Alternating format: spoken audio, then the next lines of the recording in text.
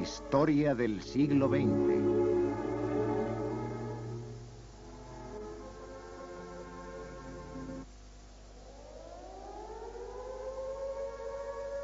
Gran Bretaña sola. Aquí Londres. El gobierno ha dispuesto que se hagan públicos los siguientes avisos. Todos los cines, teatros y demás lugares de entretenimiento deben ser cerrados inmediatamente, ya que en el caso de que fueran bombardeados, resultarían heridas o muertas innumerables personas. Manténgase alejado de las calles en la medida de lo posible. Exponerse innecesariamente solo aumenta el peligro para su vida. Siempre lleve consigo su máscara de gas. Cuando estalló la guerra, Gran Bretaña esperaba un ataque masivo a base de bombas y gases. Se procedió a la evacuación de los niños de las grandes ciudades. Los hospitales fueron desocupados con el fin de dejar sitio a los heridos. Se prepararon 1 millón de ataúdes. Y no sucedió nada.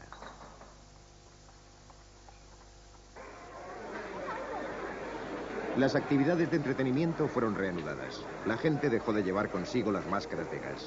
Muchos de los niños regresaron a sus casas. A principios de 1940, muchos habían dejado de preocuparse por la guerra. Este es el programa nacional de la BBC. Seguidamente les ofrecemos un servicio informativo especial. Como ya saben los oyentes de nuestros boletines matutinos anteriores, Dinamarca ha sido invadida por tropas alemanas y Noruega está en guerra con Alemania. Dinamarca y Noruega eran neutrales. Noruega trató de defenderse con un cierto apoyo de Gran Bretaña, pero en 3 semanas todo había acabado. Y entonces Alemania volvió a golpear.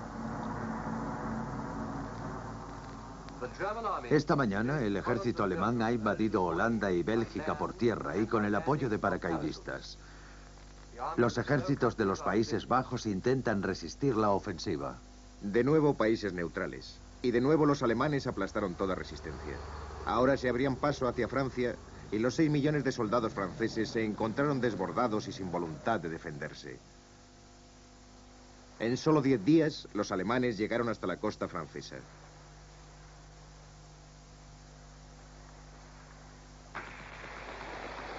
Las tropas británicas establecidas en Francia tuvieron que retroceder hasta las playas de Dunkerque, donde más tarde fueron rescatadas. Dejaban así sus tanques, armas, vehículos y municiones en manos del enemigo.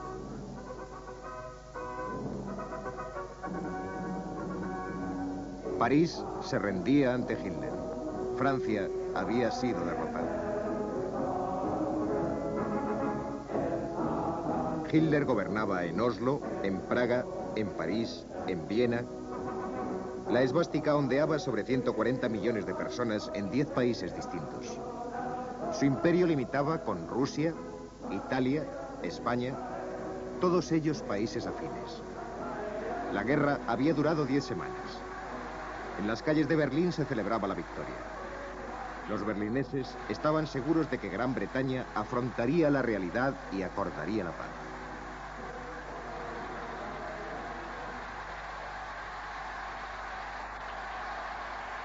Pero a oídos de los alemanes llegaron entonces noticias sobre la nueva actitud de firmeza británica expresada por el recién nombrado primer ministro. Creo que la batalla de Inglaterra está a punto de comenzar. La supervivencia de la civilización cristiana depende de la suerte de esta batalla. Hitler sabe que tendrá que derrotarnos en esta isla o perder la guerra. Alentémonos pues con el pensamiento de que si el Imperio Británico y su Commonwealth duran 1000 años, el hombre pueda seguir diciendo: ese fue su gran momento. Así que Hitler iba a tener que ocupar también Gran Bretaña. ¿Pero cómo? El ejército alemán no podía cruzar el canal contra la defensa de la Marina británica y sus fuerzas aéreas. La Luftwaffe debía destruir la RAF. Si la Luftwaffe se hacía con el dominio aéreo sobre el canal, la Marina británica se vería impotente. No en vano, la RAF disponía de radares para advertir a los buques de posibles ataques. La Luftwaffe empezó atacando las estaciones de radar y siguió luego con los aeropuertos militares. Entonces, el 15 de agosto de 1940, se produjo un masivo ataque sobre el mando de combate. La batalla de Inglaterra había comenzado.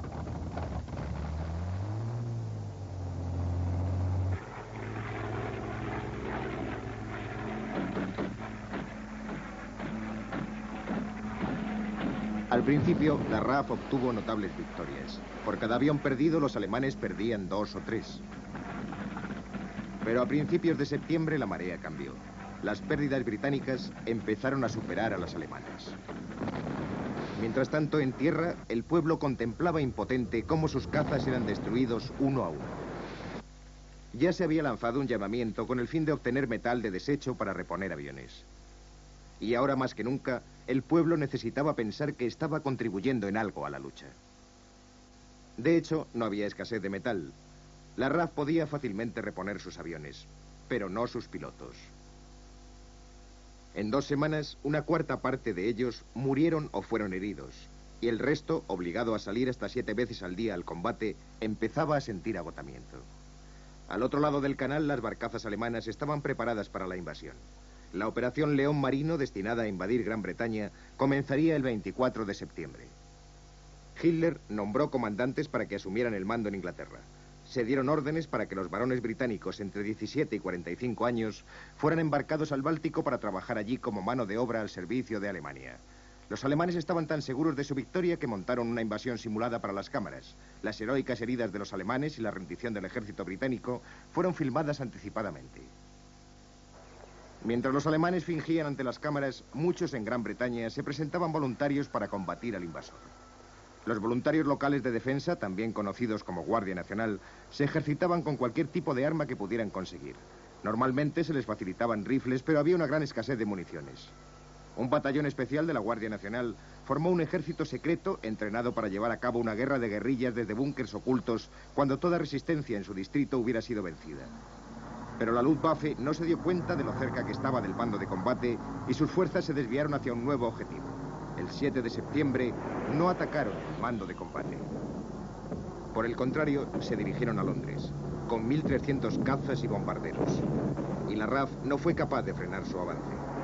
Para los londinenses de a pie, fue entonces cuando la guerra llegó a sus casas. Esto es Stepney Green, que se encuentra aproximadamente a 1 milla de los muelles. En 1940 yo tenía 13 años. Vivíamos aquí. Mi tía Kay vivía allí y otros tíos y tías vivían también a poca distancia. Pero cuando empezaban a sonar las sirenas, nos refugiábamos en la casa de mi tía Kay con todos los tíos y tías.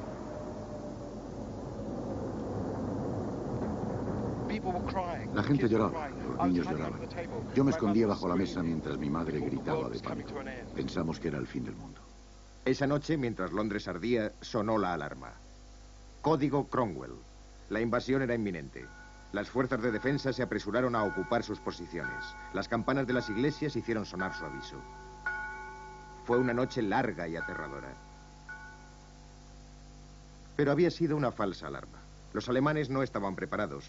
Y mientras seguían bombardeando Londres, el mando de combate aprovechaba para descansar y reparar sus instalaciones.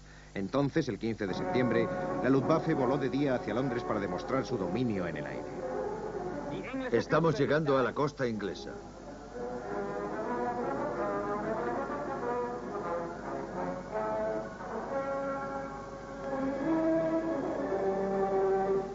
Nuestros aparatos vuelan bajo, por encima de Gran Bretaña. Abrimos las escotillas de lanzamiento. Londres está lleno de objetivos militares. Deben ser destruidos.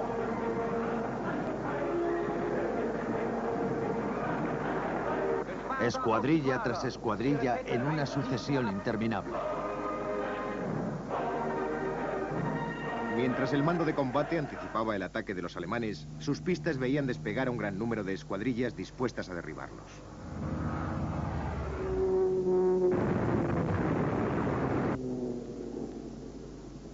En poco tiempo, todos los cazas británicos estaban en el aire. Pronto tendrían que aterrizar para reponer combustible y no había refuerzos que les pudieran sustituir. Pero también los alemanes habían llegado al límite de sus fuerzas. El ataque diurno había llegado a su fin. Estas son las noticias de medianoche. Les habla Albert Liddell. A las 10 de esta noche, 175 aviones habían sido derribados en los combates de hoy sobre nuestro territorio. En los ataques diurnos, cerca de 350... No es fácil contar aviones durante el combate. En realidad habían sido derribados menos de 60 aviones alemanes. Pero la RAF controlaba el cielo diurno. No habría invasión. Los alemanes solo podrían bombardear en la oscuridad. Y durante 53 noches volaron sobre Londres, haciéndolo a conciencia. Era el Blitz, la guerra relámpago. Muchos londinenses buscaban refugio desesperadamente. Lo más fácil era esconderse en las profundidades del metro. Durante casi todo el Blitz me refugié en esta estación. Pero al principio no fue tan fácil como parece. Cuando empezó el Blitz, estas puertas fueron atrancadas. No nos iban a permitir refugiarnos en el metro. Cuando los ataques se intensificaron, la gente se apiñó aquí. Miles de personas intentando bajar a estos andenes. Yo estaba entre ellos, intentando derribar estas puertas. La policía intentó detenernos, pero de repente se oyó un grito y vi cómo las puertas se abrían y la gente se precipitaba hacia abajo. Nos iban a dejar refugiarnos aquí después de todo.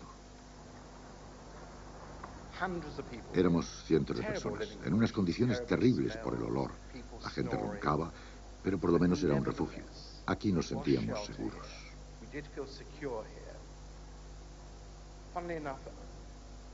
Curiosamente, mientras esto sucedía, los trenes todavía funcionaban. Una noche tomé el metro hacia St. Paul's y me arriesgué a salir. Cuando dejé la estación vi la ciudad inundada de luz. Todo ardía. Y la ciudad estaba como silenciosa.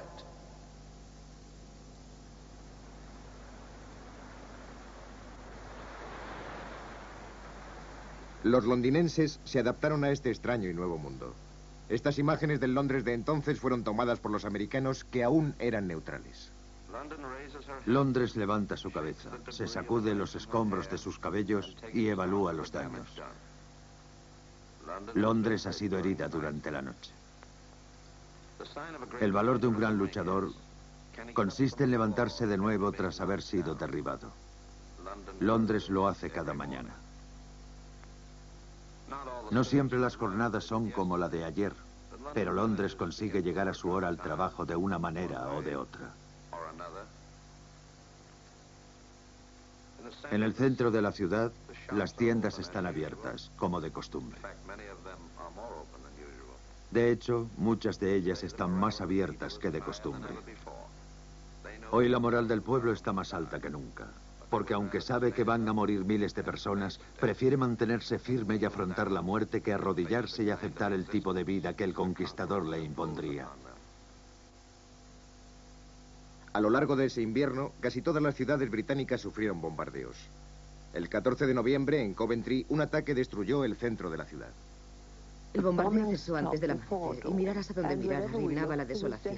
Era imposible recordar dónde estaban las calles porque había desaparecido cualquier señal reconocible.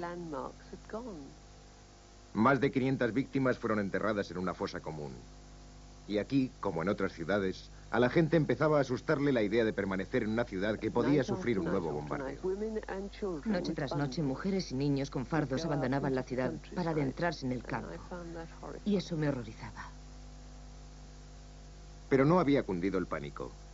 En febrero de 1941, mientras continuaba la guerra relámpago, Churchill se dirigió al mundo. No vamos a ceder ni a desfallecer. No disminuirán nuestras fuerzas, ni nos cansaremos. No nos van a agotar ni las repentinas sacudidas de los combates, ni las prolongadas pruebas de vigilancia y resistencia. Dadnos las herramientas y remataremos el trabajo. Las herramientas debían llegar desde el otro lado del Atlántico. Gran Bretaña no podía fabricar sus armas ni alimentar a su pueblo sin ayuda. Se había implantado un severo racionamiento, pero el país no iba a poder salir de la guerra sin víveres del exterior, así como combustible, madera, hierro, caucho y otros suministros vitales que debían ser importados. Eran de gran ayuda en ese sentido los países de la Commonwealth y del Imperio, pero la ruta más importante era la que unía Gran Bretaña con los Estados Unidos. Este país era neutral, pero proporcionaba a Gran Bretaña los materiales para su supervivencia. Las naves británicas atravesaban el Atlántico agrupadas en convoyes y defendidas por destructores. Si los submarinos alemanes lograban hundir esas naves y cortar esa cuerda de salvación, Inglaterra moriría.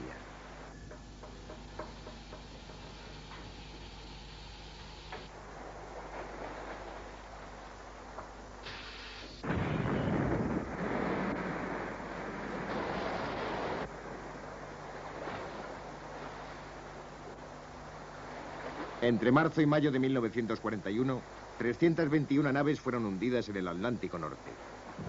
No había suficientes destructores para garantizar la seguridad de los convoyes. América cedió a Gran Bretaña 50 destructores viejos en septiembre de 1940 a cambio de bases en el Caribe. La mayoría de los americanos eran partidarios de mantenerse ajenos a la guerra, pero el presidente Roosevelt estaba muy interesado en ayudar a Churchill. De hecho, dio un paso más en esa dirección en mayo de 1941 al ofrecer a Gran Bretaña préstamos considerables a través de la ley de préstamo y arriendo. En estos momentos están combatiendo en la primera línea de la civilización. Necesitan tanques y armas y municiones y provisiones de todo tipo. América les va a dar tanques, armas, municiones y provisiones de todo tipo. Gran Bretaña aguantaba, pero la guerra se estaba convirtiendo en una interminable prueba de resistencia.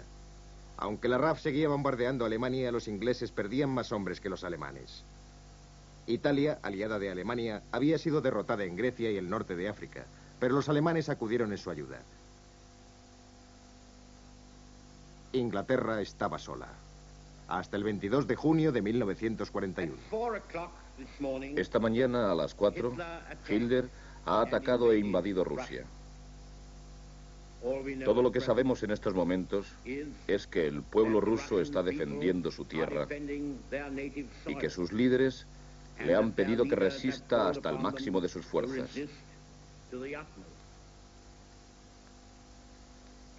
Hitler es un monstruo de maldad, insaciable en su ansia de sangre y saqueo.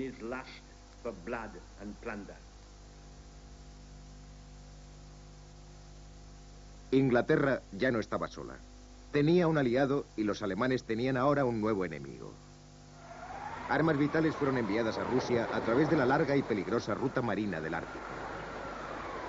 El ataque alemán era muy ágil, pero llegó el invierno y tuvo que detenerse.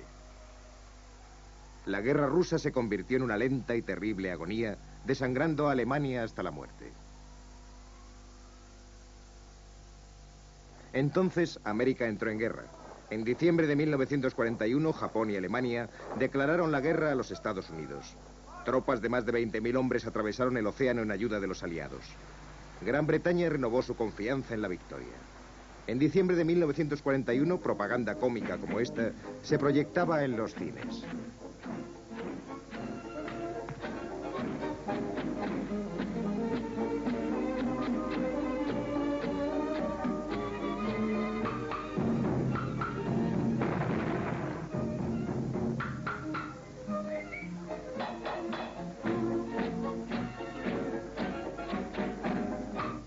Pero Hitler no era cómico.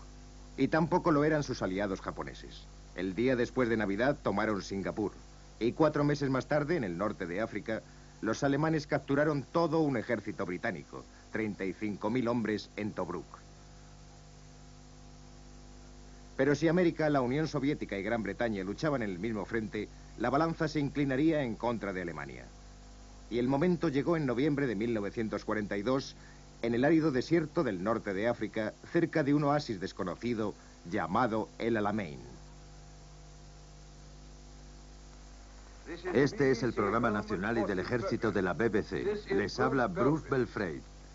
Las fuerzas del eje en el desierto, después de 12 días y noches de incesantes ataques por parte de nuestras fuerzas de tierra y aire, se baten ahora en franca retirada. Sus desordenadas columnas siguen siendo combatidas implacablemente por nuestro ejército de tierra, así como por las fuerzas aéreas aliadas día y noche.